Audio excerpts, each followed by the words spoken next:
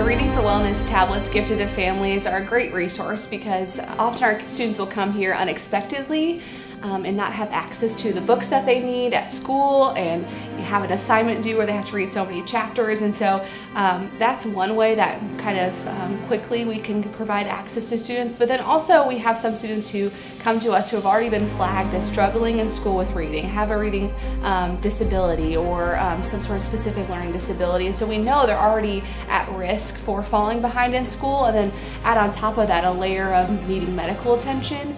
And so sometimes, you meet some kids that have a real love of learning, and you meet some kids that haven't had that spark.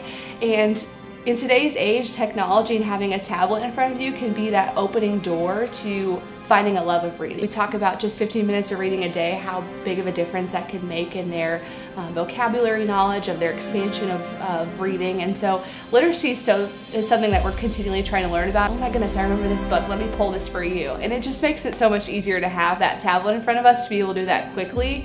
Another element, audiobooks are sometimes, oh my goodness, the key to getting kids to like to read because they may feel some frustration reading, and so they don't want to turn to that book, but being able to have it read aloud to you and then also sneak in following along so they're hearing those words and seeing them, but it's lower stakes of feeling like, oh my goodness, I don't know what word's coming up. I can listen, but I can kind of follow along and learn alongside.